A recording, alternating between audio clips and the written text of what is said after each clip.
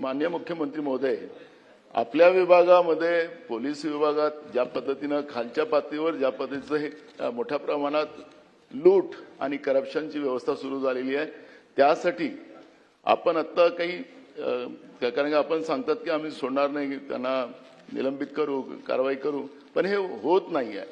हे सगळं मोठं रॅकेट आहे. त्या रॅकेटला बंद करण्यासाठी आपण या सभागृहाच्या माध्यमातून काय मेसेज देऊ शकता? थोडा प्रश्न स्कोपच्या बाहेर गेलाय, पण नानाभाऊंना अधिकार आहे स्कोपच्या बाहेर जायचा. त्याच्यामुळे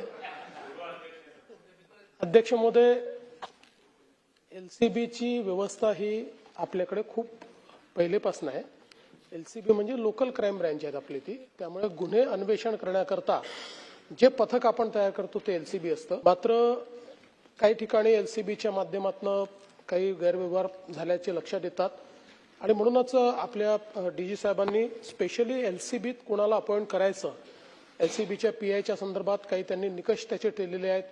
त्यांनी किती पोस्टिंग केलेले असल्या पाहिजे, त्या संदर्भात त्यांच्यावर डिफॉल्ट रिपोर्ट नको वगैरे अशा सगळ्या गोष्टी त्या ठिकाणी केलेल्या आहेत. आणि त्यामुळे मला असं वाटतं की योग्य काम करणारे लोक आहेत तेच एलसीबीमध्ये अपॉइंट झाले पाहिजेत, अशा प्रकारचा प्रयत्न आहे. आणि अशी कुठनं तक्रार आली तर त्या तक्रारीवर आपण कारवाई करतोच. आता दादांनी जो प्रश्न विचारला त्याच्यामध्ये मुळामध्ये दादा त्याच्यात आम्ही आता हे जे म्हणजे याच्यात 3 इसम आहेत.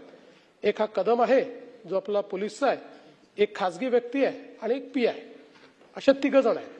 या तिघांचेही मोबाईल जे आहेत ते आम्ही जप्त करून आणि त्याचा डिलीटेड डेटा आम्ही त्या ठिकाणी रिट्रीव्ह केला. कारण अनेक वेळा असे व्यवहार हे डेटात सापडत नाही, ते डिलीटेड डेटामध्ये सापडतात. आणि त्याच्या पाठीमागचा उद्देश हा होता की या डिलीटेड डेटामध्ये कुठेतरी या तिघांचा एकमेकाशी संबंध जर सापडला तर मात्र मग त्यात दोष पक्का 100% दिसेल. पण डिलीटेड डेटामध्ये असा कुठलाही संबंध दिसलेला नाही. त्यामुळे या प्रकरणामध्ये कुठेही आता पीआयचा थेट संबंध आहे असं लक्षात येत नाहीये. तथापि आपण ज्या अन्य काही गोष्टी या ठिकाणी सांगितलेल्या त्या देखील जरूर तपासून पाहण्यात येतील.